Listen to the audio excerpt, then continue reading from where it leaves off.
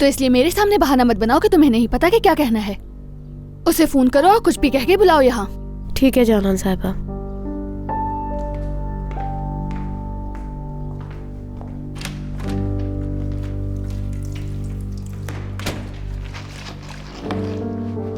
मुझे कह रही हैं चालाक और मक्कार, जैसे मैं इनसे वाकिफ नहीं हूं।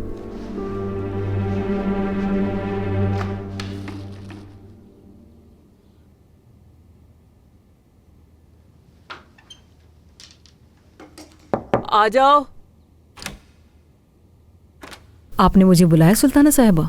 आओ फातिमा आओ, कुछ बातें करना चाह रही थी मैं तुमसे।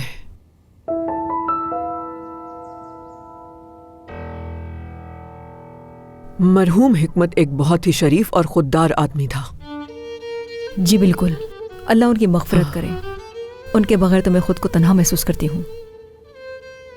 उसे मैंने कहा था कि गेस्ट हाउस में रहने लग जाए, लेकिन उसने मना कर दिया था। क्या वाकई में? हाँ, उन्होंने मुझे कभी नहीं बताया। उसने मुझे कहा था कि उसके ऊपर एक बहुत बड़ी जिम्मेदारी है।